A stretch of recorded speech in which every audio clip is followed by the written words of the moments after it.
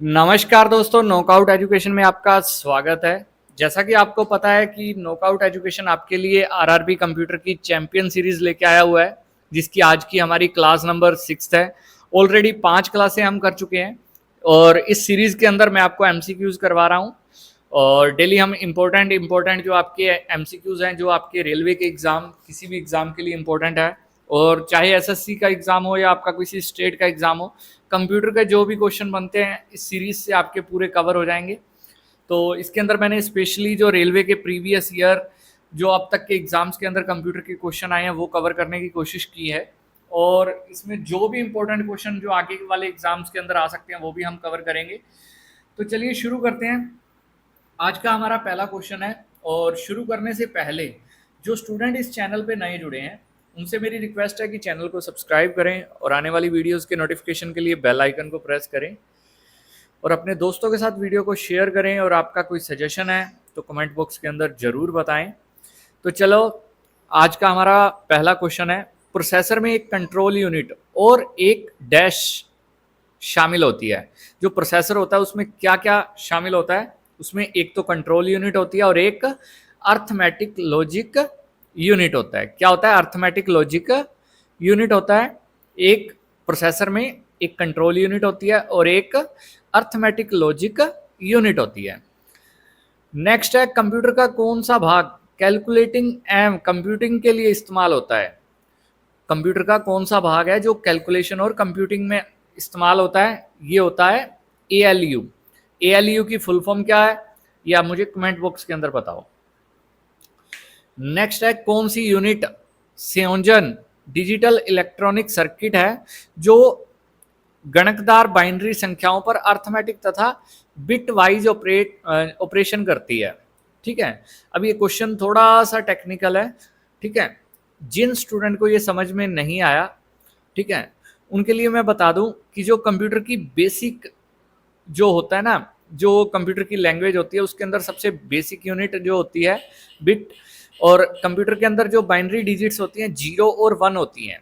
ठीक है, 0 और 1 के अंदर सारे जो मशीन लैंग्वेज के अंदर कोड लिखे जाते थे 0 और 1 के अंदर लिखे जाते थे। ठीक है, तो इसमें इसने पूछा है कि जो यूनिट कोरिलेशन होता है एक दो आपस से जो यूनिट्स होती हैं, चाहे वो कंट्रोल यूनिट है, अर्थमेटिक लॉजिक यूनिट है, जो भी है उसमें जो ऑपरेशन जो करती है वो कौन करती है? ये करती है ALU।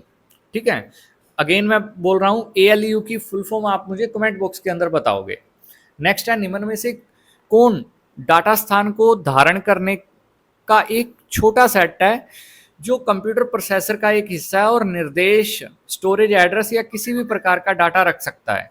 ठीक है, किसी भी प्रकार का डाटा रख सकता है तो ये रजिस्टर होते हैं। रजिस्टर के अंदर क्या होता है? एक छोटा सा स्थान होता है जिसके अंदर जो स्टोरेज है वो एड्रेस या किसी भी प्रकार का डाटा रख सकते हैं।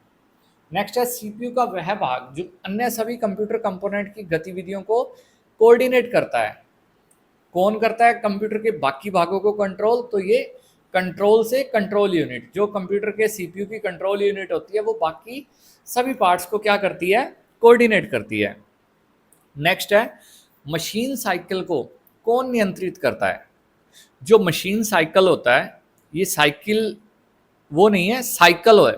ठीक है, ये जो सर्कल वाला साइकिल होता है ना, कि एक साइकिल पूरा हो गया, 2 साइकिल पूरे हो गए, वो चीज़ है। मशीन साइकिल को कौन नियंत्रित करता है? तो ये करता है कंट्रोल यूनिट। जहाँ कहीं भी किसी को नियंत्रित करने की बात आएगी तो कंट्रोल यूनिट आएगा। नेक्स्ट है, दूसरी इकाइयों को नियंत्रित करने के लिए कंट्रोल यूनिट उत्पन्न करती है क्या? Control signals. सिंपल सी बात है, कौन से सिग्नल्स? Control signals. नेक्स्ट है, किसी डिजिटल कंप्यूटर की कंट्रोल यूनिट को क्या कहते हैं? क्या कहते हैं? क्लॉक कहते हैं, जो नर्व सेंटर कहते हैं, या क्लॉक और नर्व सेंटर दोनों कहते हैं, या IC कहते हैं। जो कंट्रोल यूनिट है, कंट्रोल यूनिट को कहा जाता है क्लॉक। नेक्स्ट है, निम्न में से कौन सा कंट्रोल यूनिट का एक कार्य नहीं है? जो कंट्रोल यूनिट है CPU की, ये जो मैं क्वेश्चन करवा रहा हूँ ये थोड़े से टेक्निकल क्वेश्चन है। अगर आपको इसमें थोड़ी सी दिक्कत हो रही है तो इनको इस वीडियो को 2-3 बार देख लो, आपको समझ में आ जाएगा। और अगर फिर भी आपको दिक्कत आ रही है तो मैंने जो इस चैनल पे कंप्यूटर वाली जो प्लेलिस्ट है उसके अंदर थ्योरी बना रखी है मैंने, उसमें से आप जाके देख सकते हो।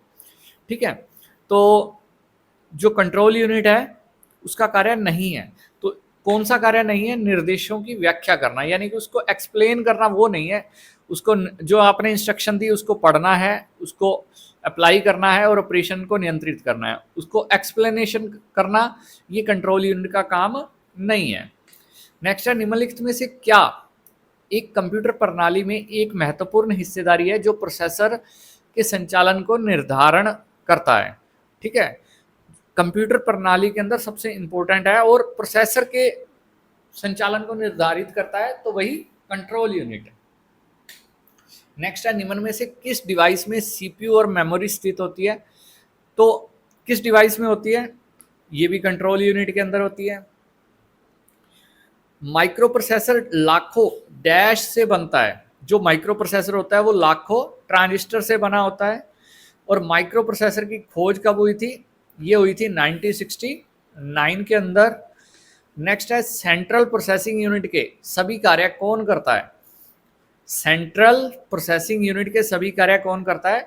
माइक्रो प्रोसेसर करता है।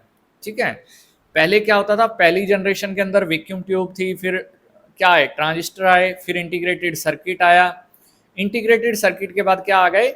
माइक्रो प्रोसेसर आ गए। नेक्स्ट है, माइक्रो प्रोसेसर को डैश भी कहते हैं, तो माइक्रो प्रोसेसर को चिप कहा जाता है। नेक्स्ट है, निम्न में से कौन सा पहला माइक्रो प्रोसेसर था? तो ये था इंटेल 4004। इंटेल 4004 ये पहला माइक्रो प्रोसेसर था। तो दोस्तों आज की वीडियो के अंदर इतने ही क्वेश्चन, मिलते हैं अगली वीडियो के अंदर अगले क्वेश्चंस के साथ। और डटे रहिए, कुछ दिन बाकी हैं आपके रेलवे के एग्ज़ाम के लिए, और एक साल के अंदर अब रेल के काफ़ी सारे एग्ज़ाम्स आने वाले हैं। तो मैं आपको यही सजेशन दूंगा कि जी जान लगा के बस कंटिन्यूटी रखो, आप अपनी डेली पढ़ो, चाहे आप 1 घंटा पढ़ रहे हो पर डेली पढ़ो। डेली पढ़ने से क्या होता है कि जो आपका पढ़ाई का लेवल है ना, ठीक है, जैसे ये आप ग्राफ बनाते हो ना, मान लो ये आपका लेवल अभी यहाँ है, तो यहाँ से आप डेली पढ़ रहे हो तो चाहे थोड़ा ही पढ़ रहे हो तो आपका क्या है, लेवल एटलीस्ट यहाँ रहेगा। ठीक है, थोड़ा थोड़ा पढ़ते पढ़ते ये ऊपर की तरफ जाएगा। लेकिन अब अगर आप आज मान लो आपने पढ़ना हफ्ता रखा कंटिन्यू, ठीक है, ऊपर गया, उसके बाद आपने 5 दिन गैप कर दिया, तो आपका लेवल 5 दिन में कहाँ आ जाएगा? नीचे आ जाएगा। फिर आप आगे 10 दिन, क्योंकि पीछे वाले को कवर करने में ज़्यादा टाइम लगता है, फिर आपने हफ्ता तैयारी की, फिर आप ऊपर गए, फिर आपने कुछ दिन नहीं की, तो आपका ग्राफ क्या यहीं रहेगा। लेकिन अगर आप कंटिन्यू रखते हो, चाहे डेली 1 घंटा पढ़ते हो, तो आपका जब आप एक थोड़ा सा ही पढ़ते हो तो कम से कम आपका क्या है, ग्राफ ऐसे जाएगा, नीचे तो नहीं आएगा ना, ऐसे जाएगा। फिर अगले दिन आप जब थोड़ा सा ज़्यादा पढ़ोगे तो ग्राफ अप जाएगा।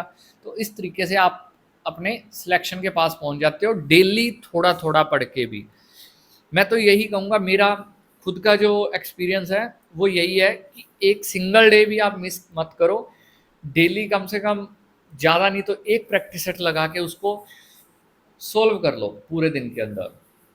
अगर आपके पास टाइम नहीं है, आप जॉब के अंदर हो, तो कम से कम एक प्रैक्टिस सेट डेली। और एक प्रैक्टिस सेट भी नहीं लग पा रहा तो एक दिन प्रैक्टिस सेट लगा लो, दूसरे दिन उसका सोल्यूशन कर लो, तीसरे दिन प्रैक्टिस सेट लगा लो, फिर अगले दिन उसका सोल्यूशन कर लो। उसका सोल्यूशन करना बेहद इंपॉर्टेंट है। तो दोस्तों मिलते हैं अगली वीडियो के अंदर अगले क्वेश्चंस के साथ, तब तक के लिए जय हिंद, जय भारत।